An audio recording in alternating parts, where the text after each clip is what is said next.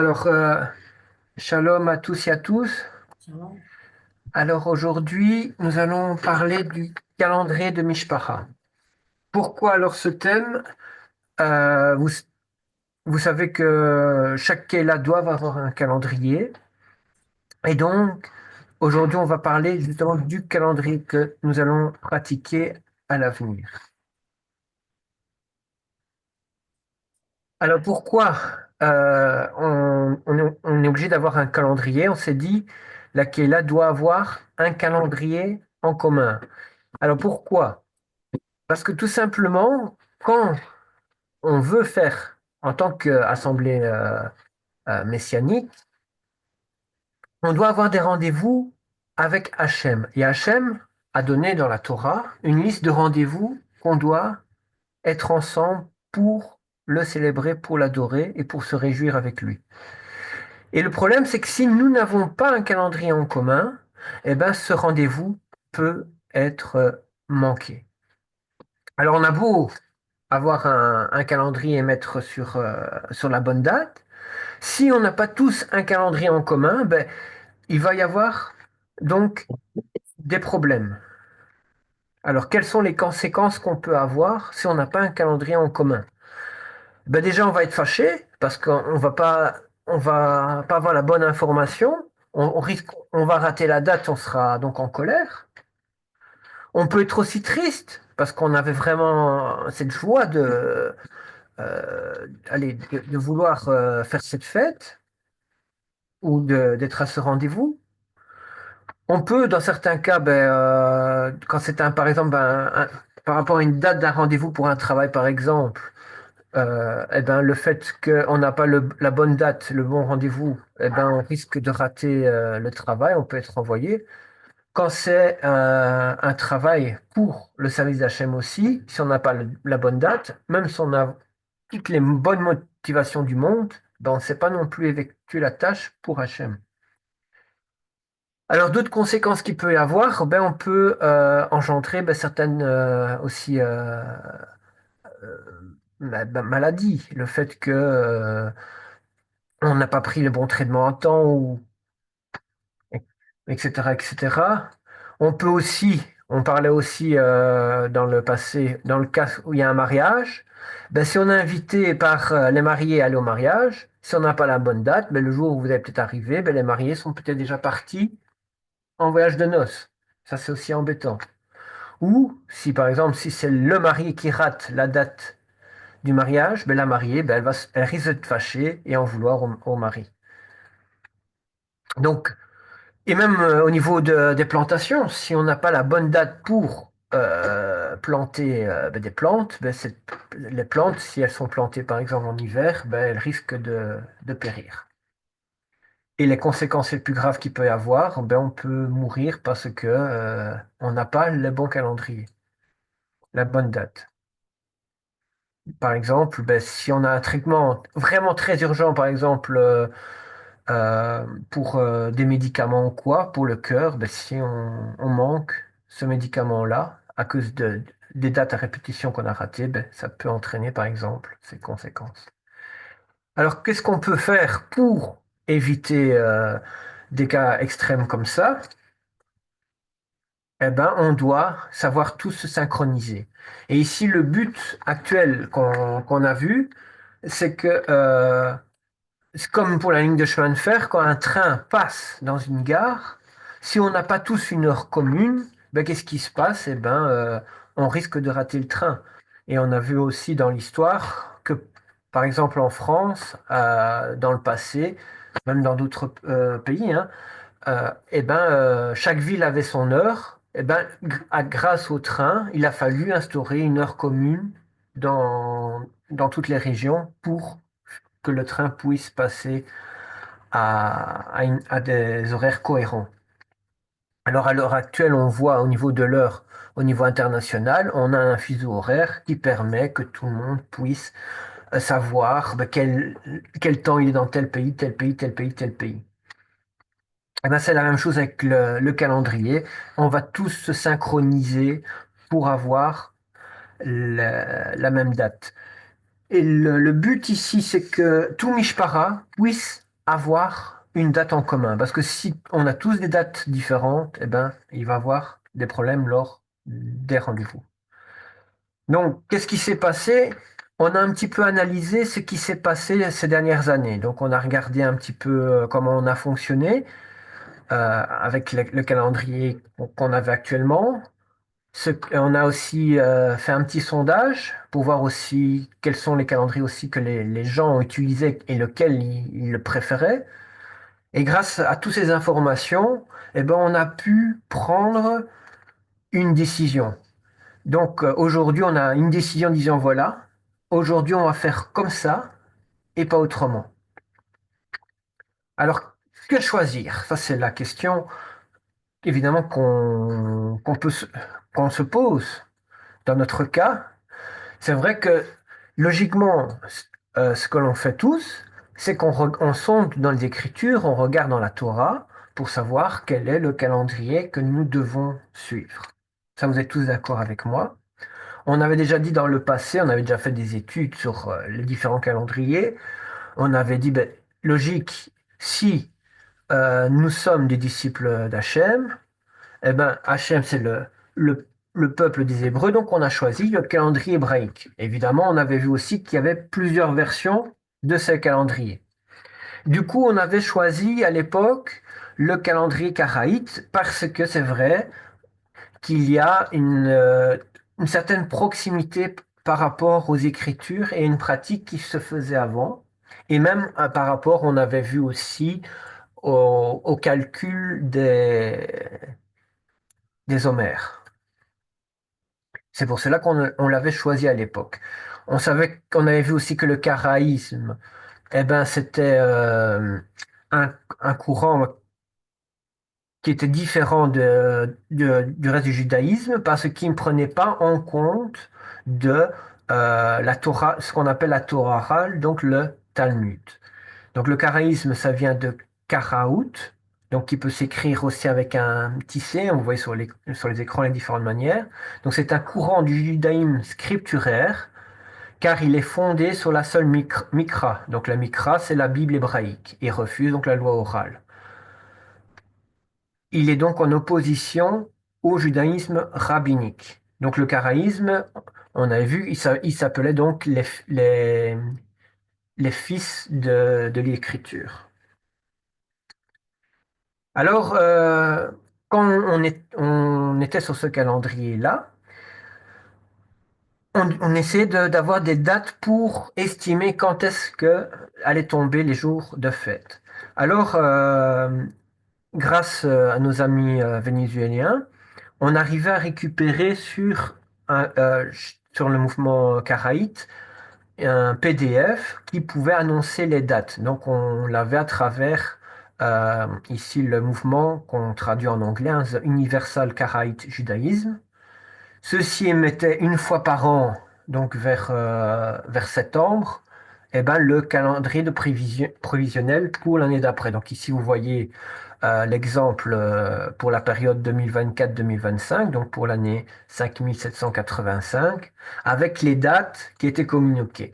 Et c'est pour cela, vous voyez que tout est en hébreu. On le faisait traduire. Les frères faisaient traduire en espagnol. Et puis ils nous les communiquaient. Et c'est comme cela qu'on pouvait avoir des dates prévisionnelles par rapport au calendrier karaïte. Mais comme vous le savez, le calendrier, les dates qui étaient communiquées, comme vous le voyez ici hein, sur l'écran, c'était une prévision pour aller faire l'observation lunaire, parce qu'on regardait par rapport à la Lune. Donc, dès qu'on voyait le premier croissant de Lune, eh ben, on déclarait le Rosh Chodesh, le début du mois.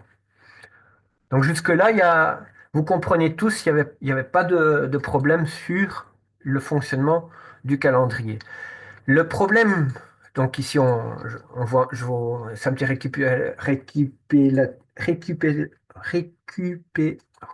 le mot ne sort pas.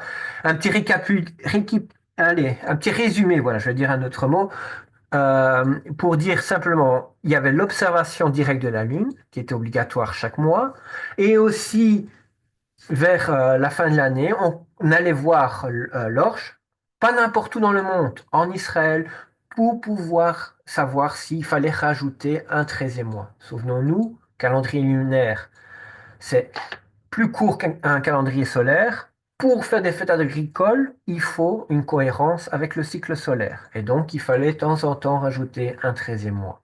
Et par rapport à l'observation de la maturation de l'orge, on pouvait faire cette déclaration. Alors, quel est le problème? Qu'est-ce qu'il y avait comme problème avec ce calendrier? Ça, c'est ce qu'on va voir aussi ce soir et pourquoi on a beaucoup fait d'observations et qu'on a pris des décisions. Alors, le problème qu'on avait, c'est qu'avec l'organisme qu'on arrivait à récupérer le PDF, n'émettait pas de rapport d'observation. Ça, c'est un peu embêtant. J'ai cherché partout. Je n'ai malheureusement, encore dernièrement, j'ai encore fait une recherche. Je n'ai pas trouvé de cet organisme une observation mensuelle en disant, voilà, la nouvelle lune a été vue et on a vu l'orge. Non. Seulement le PDF. Alors, un autre organisme aussi, donc on a fait des recherches aussi, vous le connaissez parce qu'on l'a beaucoup diffusé, on avait Devorah Dat3. Donc c'est une organisation en Israël qui est tenue par Devorah Gordon, qui depuis 25 ans fait des observations de la Lune et de la maturation de l'orge en Israël. Alors, il y a une autre aussi organisation qui s'appelle, que j'ai aussi trouvé sur le net, qui s'appelle World Alliance of Karaite, qui fait aussi des observations de la Lune et de la maturation de l'orge. Donc oui, comme je dis, l'observation de la Lune. Alors le problème qu'il y avait par rapport à toutes ces organisations, donc on a parlé de Devorah Datstree et le deuxième que je viens de citer. Le deuxième, en fait, ne reconnaissait pas les déclarations de Devorah Datstree. Pourquoi? Parce que parfois, Devorah Datstree, si elle avait par exemple un témoin qui avait vu la nouvelle lune, elle pouvait mettre dans son rapport que la nouvelle lune a été vue en Israël. Et le problème, c'est que donc l'organisation que je viens de vous citer, hein, World Alliance for Karaite, eux étaient contre cela parce que pour eux, ils, euh, ils disaient qu'il fallait au moins 2 ou 3 témoins pour faire une déclaration de nouvelle lune. Donc s'il y avait qu'un seul, le témoignage n'était pas recevable. C'est vrai qu'il y a dans la Torah, nous voyons quand on parle de témoins il y a une citation de 2 ou 3 témoins, et c'est sur cette base-là que ce deuxième mouvement refusait dans les déclarations quand il n'y avait qu'un seul témoin. Alors aussi le problème aussi, c'est que parfois les témoins qui s'annonçaient utilisaient parfois des lunettes optiques ou une comment on appelle encore ça, j'ai oublié maintenant. Je reviens plus dessus. Si quelqu'un peut me redire le mot, parce que je reviens plus sur le mot. Stéthoscope ou quelque chose comme Oui, ça. oui, stéthoscope. Donc, c'est l'appareil donc, C'est pour pas un, faire des observations. c'est pas un télescope, non? Oui, stéthoscope, télescope, oui. Enfin, vous avez compris. Et donc, grâce à cela, eh ben, c'est plus facile pour voir les planètes. Mais le but des organisations, c'est que justement, il ne faut pas utiliser ces appareillages-là, mais que la nouvelle Lune devait être vue de façon visuelle, sans être extérieure. Et parfois, un témoin pouvait déclarer l'avoir vue en s'aidant d'un de ces appareils, et puis mais sachant où regarder, après l'avoir trouvé, eh ben, disait, voilà, j'ai vu la nouvelle lune. Et donc, ces organisations pouvaient refuser donc le témoignage en disant non, le témoin n'a pas observé de façon correcte. Et donc, c'est pour cela que parfois, il y a certaines organisations qui déclaraient un jour avant avoir vu, et parfois, il y en avait d'autres qui déclaraient seulement le lendemain. Et donc, même au niveau des observations, du fait qu'il y a eu un ciel nuageux, par exemple. L'un l'a vu, l'autre ne l'a pas vu. Donc certains déclaraient que c'était le nouveau mois, d'autres pas. Et donc il y avait beaucoup de Constatation. constatation par rapport à la déclaration du nouveau mois. Quand le ciel est dégagé, qu'elle est visible, il n'y a personne qui allait à l'encontre. Mais si c'était une fort nuageux, eh ben parfois, certains disaient nous l'avons pas vu, ou parfois même à cause de la pollution, elle n'était pas visible. Puis il y en a un qui dit je l'ai vu, et les autres parfois refusaient le témoignage. Donc il y avait parfois, selon une organisation ou l'autre, il y avait un jour ou deux de décalage. Alors, par rapport aussi, ici vous avez un autre groupe d'observation, hein, c'est Moedim the Seven First Fruit Offering, qui dit aussi qu'il est pour la restauration de la vérité des temps bibliques, hein, donc qui est tenu par Becca Bitterman. Eh ben, on va voir que cette dame-là aussi va faire des observations de la nouvelle lune et de l'orge, mais le problème, c'est que généralement, elle est seule pour partir aussi. Donc, certains vont aller contester aussi le fait que parfois elle part seule pour faire ses observations. Et alors aussi, le problème qu'il y a, c'est que, par exemple, ici, on avait vu un cas dans le passé par rapport à l'orge. Ben, Devorah Stream, par exemple, avait déclaré une certaine année avoir vu le, l'orge à un certain cycle de maturation, mais qui n'était pas reconnu donc par la sœur Becca, qui, elle, disait que le stade d'observation n'était pas correct.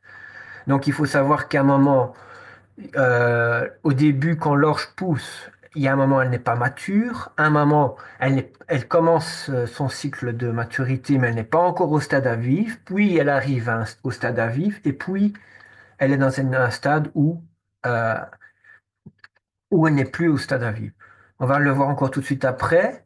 Et c'est par rapport à la déclaration de cette dame-là que, par exemple, on a le mouvement nazarien Israël, qui est tenu par Norman Bradley Willis, eh ben, va faire des déclarations parfois de nouvelle année, ben, un mois par rapport en avance aux autres mouvements qui suivent le calendrier à la base karaïte. Donc vous comprenez pourquoi alors ça crée beaucoup de confusion. Donc certains vont faire un jour avant, un jour après, d'autres vont faire un mois avant. Et on pourrait dire aussi qu'alors il peut faire un mois avant, mais un mois et un jour avant, un mois et un jour après. Donc vous voyez un petit peu les problèmes qu'il peut avoir. Donc la discussion, comme on disait, eh ben, on voit ici au cycle de l'orge, quand il arrive au stade, au numéro 14, on dit qu'il est au stade pâteux mou, 21, il est au stade pâteux dur, eh ben, c'est entre ces deux stades qui, selon eux, et qu'il est au stade à vivre. Et ils disent que les autres comptent seulement le stade à vivre quand il est au numéro 31, qu'il est au stade de la maturation complète. Donc vous voyez un petit peu pourquoi il y a des discussions et ça peut entraîner un mois en avance par rapport à certains. Alors, donc, quel est le problème? Donc, le problème qu'il y a, ben, si certains font des mesures un jour avant, un jour après, un mois avant, un jour et un mois avant ou un jour et un mois après, eh ben, ça crée des calendriers différents. Pourtant, on a tous la même norme, mais selon les observations, eh ben, il va y avoir des décalages par rapport au cycle des fêtes. Et d'où parfois, quand même, on m'a dit, mais écoute, ce mois-ci, j'ai entendu dire que telle organisation avait vu la nouvelle lune et les autres ne l'avaient pas vue. Et puis, il y avait l'année passée aussi, eh ben, il y avait le cycle, le groupe nazaréen qui avait fait donc la nouvelle année un mois en avance par rapport aux autres. Et donc tous les fêtes étaient décalées d'un mois en avance. Et donc ça crée beaucoup de confusion. Alors évidemment, quel genre de confusion qui peut arriver? Ben, par exemple, quand certains vont faire la fête, allez, le jeûne qui est lié avec un cycle de fête, donc par exemple la fête avec le jeûne de Pourim, le jeûne d'Esther, donc il faut pas manger, on reste dans la prière.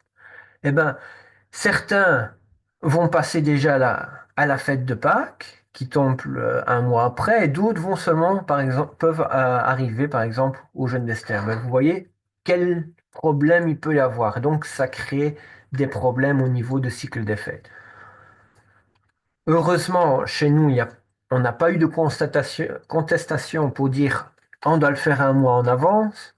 Donc, on n'a pas eu ce problème-là, mais c'est un problème qui aurait pu arriver. Et on a vu que dans d'autres groupes, eh ben, c'est pour ça qu'ils l'ont fait un mois plus tôt. Alors, le problème, ici donc, j'ai j'ai fait la question des 5 pourquoi pour trouver la cause du problème. Alors, la première pourquoi, eh ben, la Bible nous dit, en ce temps-là, il n'y avait point de roi en Israël, et chacun faisait ce qui lui semblait bon. Juge 21-25.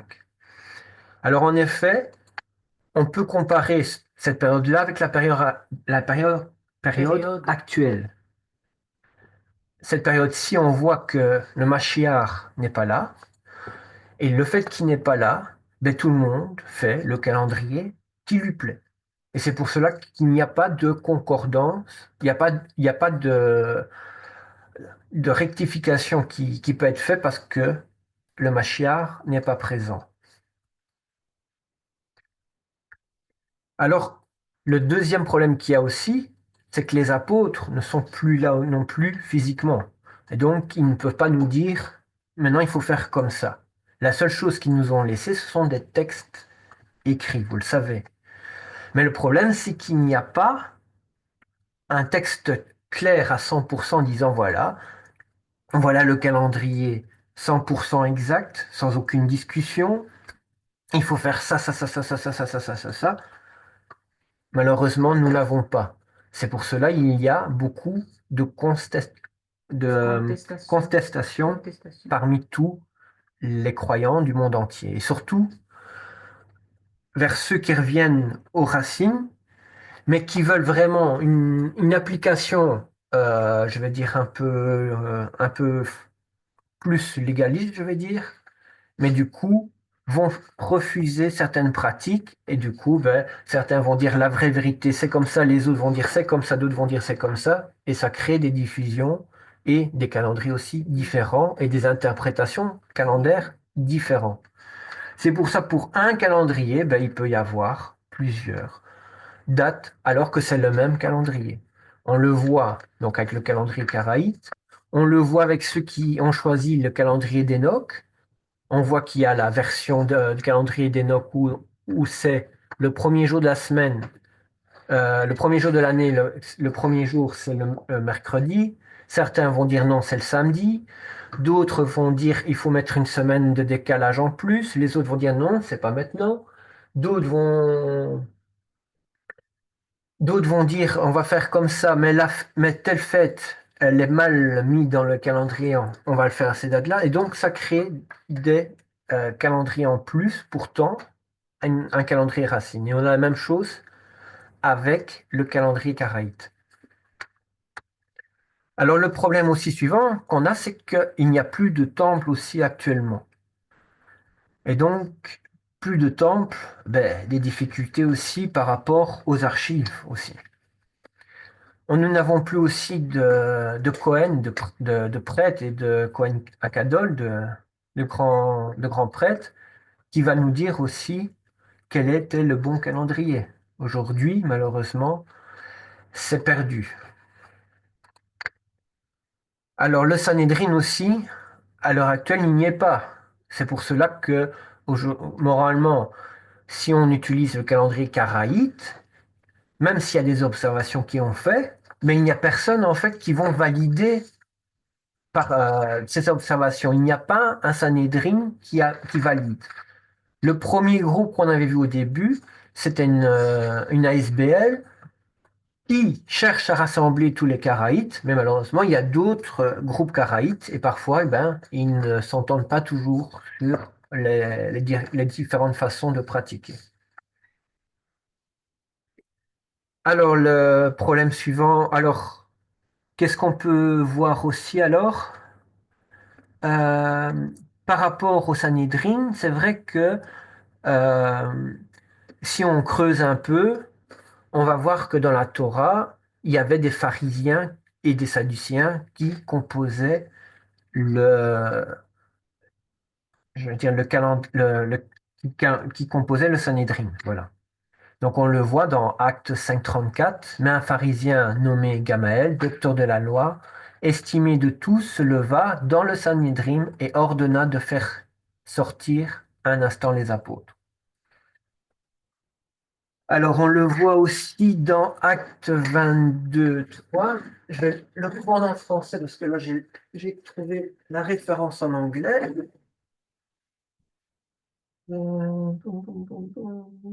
Si quelqu'un le trouve avant, il peut le lire.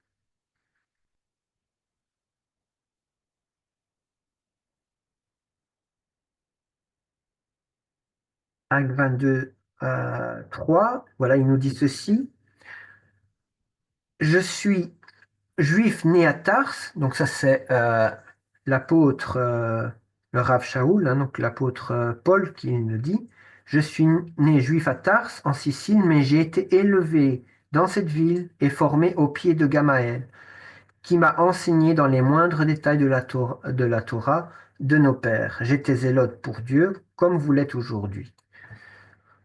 Donc on voit que Gamaliel était quelqu'un, un docteur de la loi, qui a formé aussi avant que l'apôtre reconnaisse Yeshua.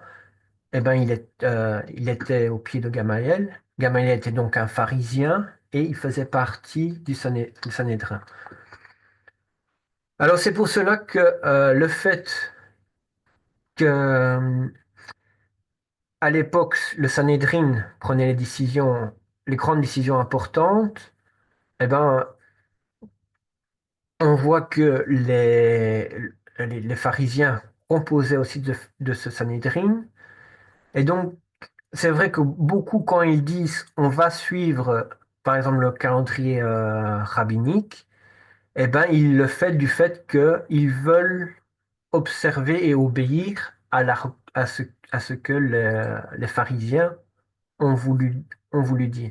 Donc on le voit aussi, Yeshua qui, quand il dit dans Matthieu chapitre 23 au verset surtout 3, il nous dit, hein, on peut déjà prendre au verset 2, il dit, même au 1, alors Yeshua parla aux foules et dit à ses disciples en disant, les scribes et les pharisiens sont assis dans la chair de Moshe.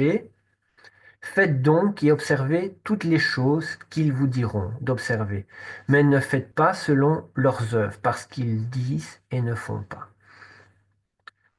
Alors, quand on parle de la chair de Moshe, donc vous voyez la photo d'une chair de Moshe sur votre gauche, certains disent il s'assied donc sur ce siège-là et faisait la lecture de la Torah, c'est ce qui est sûrement le plus probable.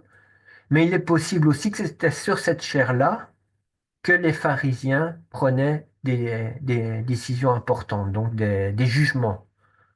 Un peu comme Moshe le faisait. Vous vous souvenez-vous dans la Torah où il est dit que Moshe passait toute la journée à recevoir le peuple pour prendre un jugement et trancher par rapport aux Écritures. Alors c'est vrai que le seul témoignage que nous avons à l'heure actuelle par rapport au calendrier qui est accepté dans le judaïsme, c'est les écrits du Talmud. Dedans, on parle beaucoup du calendrier, évidemment, il y a plusieurs oppositions par rapport à ce calendrier, au calendrier, à la forme actuelle qu'il est, mais sachant que ce sont l'un des textes qui sont reconnus officiellement et que beaucoup ont gardé et mettent en pratique. Donc il y a un certain poids par rapport à ce calendrier, sachant qu'il faisait aussi partie du Sanhédrin à l'époque.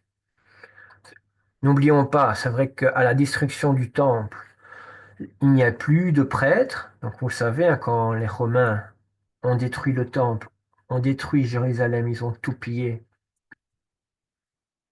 Le peuple a quitté les prêtres, n'officiaient donc plus. Et ben, les Yohanan je ne vois pas la fin de son nom, Zakkai, est parti à Yavne. Il a reconstitué le Sanhédrin à Yavne. Maintenant, je ne sais pas vous dire s'il y avait encore des sadducéens dans ce Sanhédrin-là ou s'il est resté purement pharisien. Ça, je ne peux pas vous le garantir à 100%. Ce serait peut-être intéressant de le chercher, mais ils ont quand même reconstitué Sanhédrin. Yohanan ben Zakkai faisait partie du Sanhédrin qui était à Jérusalem. Et lui, avec le Sanhédrin qui a été reconstitué, avait pris beaucoup de directives. Et donc, il y a eu un Sanhédrin, malgré que le temple avait été détruit, qui a continué à fonctionner plusieurs années. Jusque, vous connaissez, hein, Hillel II, donc appelé Hillel Nessia, donc le Nassi. Et entre 1000, donc il a occupé donc la fonction de Nassi au Sanhédrin entre 350 et 365. Donc il a succédé à son père, donc Judas III. Et donc c'est lui, comme vous le savez, hein, qui a fait le calendrier qui est calculé, qui est utilisé aujourd'hui dans la communauté rabbinique, hein, chez les orthodoxes. Alors, on parlait de Nassia, donc le Nassi, donc c'est un terme hébreu signifiant approximativement prince. Donc dans l'Antiquité, c'était le titre donné aux dirigeants du Sanhédrin. Après la mort de Judas Anassim, l'éditeur de la Mishnah vers 2019, le Nassi perd son statut de chef spirituel au profit des dirigeants des grandes académies de Babylone. En effet, la fonction de Sanhédrin est abolie en 429 par Théodoos II, avec la destitution de Gamaël VI, afin de faciliter la christianisation du pays. Depuis, le Sanhédrin n'existe plus. Donc on voit que le dernier Sanhédrin avait tenu audience donc en 429, après il a été dissous. Donc on voit quand même depuis la destruction du temps, même si le Nassi euh, n'était plus le chef spirituel, mais il y avait toujours un Sanhédrin qui a tenu donc jusqu'en 429. Et c'est ce Sanhédrin-là qui a validé le calendrier que nous connaissons actuellement chez les rabbiniques.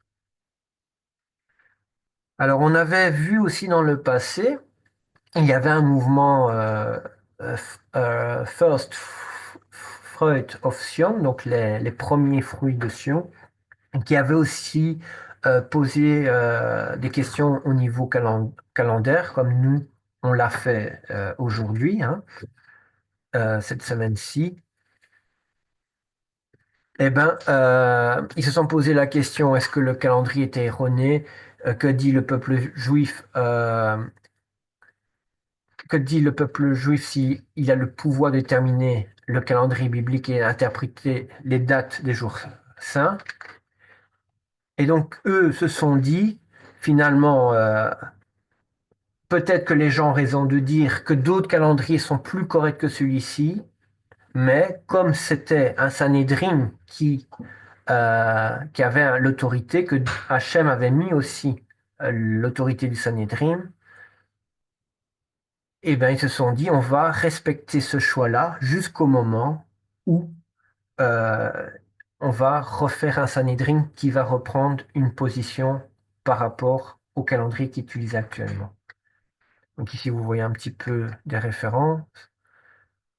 Je laisse un tout petit peu. Voilà.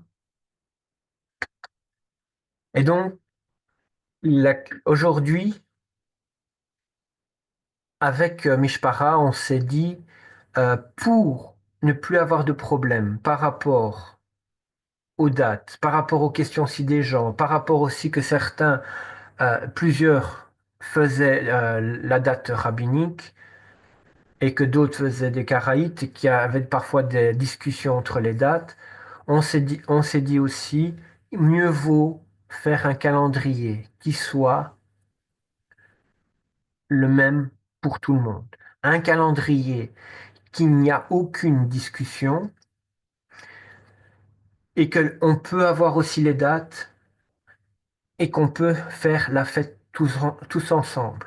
Que tout le monde de la Mishpara, que ce soit en Belgique, en France, en Afrique, en, en Madagascar, en Côte d'Ivoire, en l'île de la Réunion, en Italie, à Naples et à Rome, ben, qu'on a tous le même calendrier. Comme ça, il n'y a pas de problème. Comme par exemple, la fois passée, on avait encore une sœur qui est venue nous rendre visite. Elle avait fait Yom Kippour, puis elle revient selon le calendrier rabbinique, elle revient chez nous aussi Yom Kippour. Donc parfois, ça crée la confusion. Et parfois même, quand on va faire des achats, eh ben, si on veut, par exemple, aller dans des magasins qui sont tenus par exemple, les orthodoxes, eh ben, si vous vous trompez dans les dates calendaires, ben, vous pouvez tomber un jour de fermeture. Et parfois, ça peut aussi créer des confusions. Et donc, comme je disais au tout début, notre but premier, d'abord, c'est pratiquer toutes les fêtes d'Hachem. On veut faire les fêtes. Ça, c'est le plus important. On veut le pratiquer par rapport à des dates tous ensemble. Et donc, pour pas qu'il y ait discussion, pour pas qu'il y ait des problèmes, on s'est dit, on va utiliser à partir de maintenant le calendrier rabbinique. On va le garder jusqu'au moment que Yeshua reviendra. Quand Yeshua reviendra, il va nous dire maintenant, on va remettre tout en ordre, on va reprendre le calendrier qui correspond, parce que c'est lui le Mashiach. Mais en attendant, ce qui me semble le plus correct et le plus facile pour tout le monde, c'est d'avoir un calendrier où il n'y a aucune discussion, parce qu'on n'a pas de Sanhédrin et Yeshua n'est pas encore revenu. Mais bientôt il va revenir et bientôt tout sera en ordre. Et grâce à cela, il y aura une unité dans toute la Mishpara, mais il y aura également une unité avec IMCS, qui est l'organisation avec qui on est affilié aussi, et, et avec aussi tous les autres messianiques du monde entier, parce que la majorité sont avec le calendrier rabbinique. Et on sera également unis avec Israël, qui a adopté ce calendrier-là comme le calendrier officiel. Parce que notre but, c'est que nous puissions être tous unis ensemble pour célébrer, se réjouir tous ensemble avec Hachem et pour pouvoir également témoigner dans le monde entier, mais avoir un témoignage cohérent avec tout le monde. Voilà. Voilà. J'espère que j'ai pas été trop long. J'espère que j'ai pas été trop théorique. J'ai essayé d'expliquer le plus possible. Je vous rappelle qu'on peut revenir toujours dans les études qui ont été données. Tout est en ligne, vous pouvez le revoir. Mais maintenant, vous savez pourquoi on a pris telle décision. Merci. Soyez Ah, bénis. merci, merci Lionel. Merci, Merci merci beaucoup, merci Lionel. beaucoup. C'est bien clair, bien précis, bien expliqué. Je crois que ça, merci, Roy. Ouais. C'est très clair. S'il y a quelques questions, euh, Roy, nous sommes là. Tout est Ok, OK pour donc, vous? Moi, je suis OK. Moi, j'ai aimé vraiment l'enseignement et l'explication, comment c'était donné. Et moi, je suis pour l'unité aussi pour l'unité et pour la majorité. Voilà. Et je pense qu'il a le deux. Bon, voilà, je vais pas dire qu'il s'est pas trompé ou qu'il s'est trompé, je dis pas ça, mais je veux dire que voilà, il a voulu unifier le peuple d'Israël. Et ça, c'est bien. Exactement, c'est ça qu'il avait fait. Parce que déjà à l'époque, c'est vrai, j'ai oublié de le dire, merci David, c'est que déjà à l'époque, il y avait eu des problèmes calendaires et il y avait aussi des dates différentes. Et son but avait été que tout le monde puisse faire les fêtes en même temps, qu'il n'y a pas C'est bien. de Oui, séparation. Merci beaucoup. c'est Moi, bien, je trouve c'est que bien. c'est bien aussi. Ah, c'est bien. En tout cas, cet enseignement, on va le publier et on va aussi le transférer, on va le donner aussi, qui soit partagé avec plusieurs personnes qui puissent entendre cet enseignement. Moi, j'ai juste un petit mot que j'ai pas comprise. Qu'est-ce que ça veut dire erroné? René, ça veut dire pas juste. Pas juste, oui. Ah, et merci beaucoup, Joël, Lionel. Pas Mhm. juste. Ok. Oui, par exemple, qu'on parle de rendez-vous erroné, donc un rendez-vous qui n'est pas juste. Oui, merci. Non, j'ai C'est fait. bien, c'est bien. C'est très bien. Ok, Ouais, la ok. bénédiction. Merci, merci. Avant les bénédictions, j'ai une préoccupation. C'est par rapport à la conférence du Bénin. Ils m'ont déjà envoyé les sujets. Les sujets, c'est les calendriers. Parce qu'il y a beaucoup qui font le Shabbat là-bas, mais ils ont les différents calendriers. D'autres pratiquent calendrier Enoch, d'autres pratiquent calendrier David, etc., etc. Mais donc, le frère a dit que, bon, quand nous allons arriver en tant que Mispara, il faut que nous présentons un calendrier que tout le monde peut suivre pour qu'on soit unis. Mais j'ai béni le Seigneur pour ce calendrier rabbinique. Nous, ici en Côte d'Ivoire, la majorité suivent le calendrier rabbinique. Il y a plus d'autres 20 ans, d'autres 15 ans, d'autres 2 ans, d'autres 3 ans. Mais c'est le calendrier rabbinique que nous suivons. Donc, j'aimerais vraiment encore, peut-être quand on va partir, je serai peut-être chargé de parler du calendrier et aussi du Shabbat. Donc, il faut que je sois équipé. Donc, je bénis le Seigneur pour cet enseignement. Mes doléances, c'est que je demande au Rab pour qu'il puisse, et Lionel puisse m'envoyer ça en document PDF pour que je puisse imprimer pour, voilà, être avec moi physiquement. Merci beaucoup. Hachem vous bénisse, c'est très, très bon Euh, enseignement. oui, Amen. Jean-Baptiste, je vais juste rajouter, déjà je vais t'envoyer les documents, ça je te le ferai d'ici maximum quelques jours. Mais ce que je voulais, c'est que quand tu as parlé, tu m'as fait penser à un truc important, c'est qu'il faut savoir aussi par rapport au calendrier, c'est que nous, on suit maintenant un calendrier rabbinique, mais il faut savoir que beaucoup de mouvements, je veux dire, que ce soit chez les chrétiens, que ce soit chez les juifs, on va voir que le canon qui a été accepté dans les Écritures sont un canon aussi rabbinique. Et qu'il n'y a Ouais, jamais personne dans les autres confessions qui ont remis en doute le canon, je veux dire, rabbinique pour la partie du Tanakh. Et donc, je ne d'accord. vois pas pourquoi aussi, si on ne met pas en doute leur canon, pourquoi devons-nous mettre en doute aussi les Le décisions qui ont calendrier. été prises par rapport au calendrier. Donc, si on veut être cohérent, il faut être cohérent dans tout aussi. Voilà. C'est ça. Merci beaucoup. Merci Merci, à Lionel. toi pour ce que tu as dit.